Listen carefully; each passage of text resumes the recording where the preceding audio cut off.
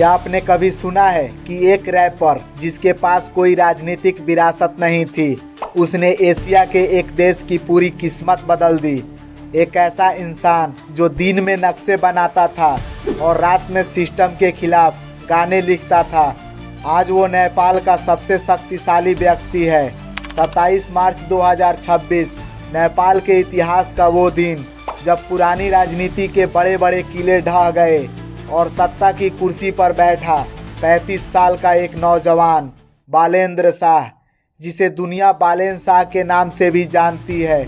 आखिर कैसे एक स्ट्रक्चरल इंजीनियर ने नेपाल की राजनीति का स्ट्रक्चर ही बदल दिया, चलिए जानते हैं आज के इस वीडियो में।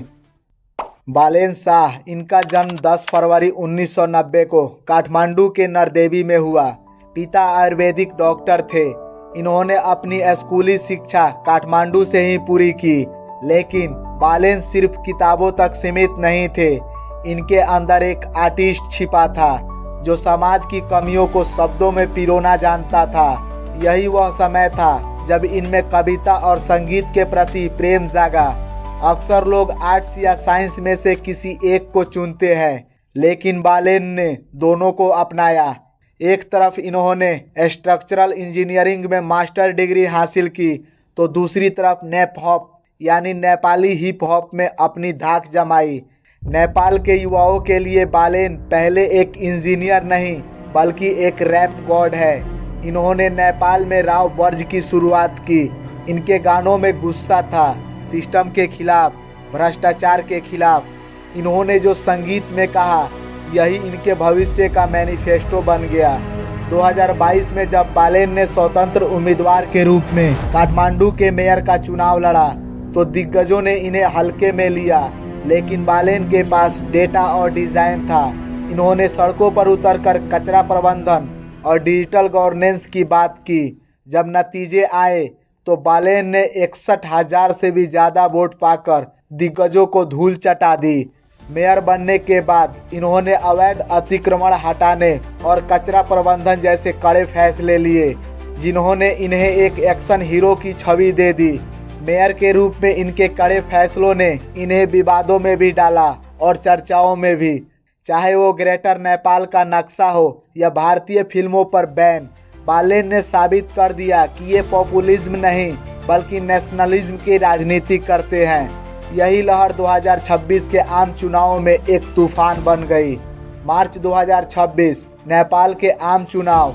एक तरफ वो नेता थे जो दशकों से सत्ता का स्वाद चख रहे थे और दूसरी तरफ था एक विजन। बालेन शाह ने मेयर का पद छोड़ा, अपनी पार्टी बनाई और सीधे सिस्टम से टकराने का फैसला किया, जिसका नतीजा केपी शर्मा ओली जैसे दिग्गजों को हराकर बालेन शाह ने बहुमत हासिल किया। शपथ लेने के बाद बालेंद्र शाह ने एक पल भी बर्बाद नहीं किया। जहां पुराने प्रधानमंत्री लंबी रैलियों में व्यस्त रहते थे, बालेन ने डिजिटल गवर्नेंस और करप्शन फ्री नेपाल पर काम शुरू किया। तेल की कीमतों को कम करने के लिए टैक्स में कटौती हो या मिडिल ईस्ट संकट के बीच नेपाली नागरिकों की सुरक्षा, प्रधानमंत्री बालेन शाह का इंजीनियरिंग माइंडसेट अब पूरे देश को बदल रहा है। लेकिन क्या प्रधानमंत्री बनना ही काफ़ी है? बालेन शाह के सामने पहाड़ जैसी चुनौतियां हैं। पुरानी व्यवस्था के वो खिलाड़ी जो हार चुके हैं, वो अब भी बालेन के रास्ते में रोड़े अटका रहे हैं। क्या बालेन शाह अपनी जिद्दी और बेबाक छवि के साथ एक स्थिर सरकार चला पाएंगे या फिर वो सिस्टम इन्हें निगल जाएगा? अब आगे जो भी हो, बालेन शाह का प्रधानमंत्री बनना इस बात का सबूत है कि दुनिया बदल रही है। अब कुर्सी विरासत में नहीं, मेहनत और विजन से मिलती है। दुनिया के सबसे युवा राज्य प्रमुखों में से एक बालेन शाह क्या वाकई नेपाल को नया नेपाल बना पाएंगे? कमेंट करके ज़रूर बताएं।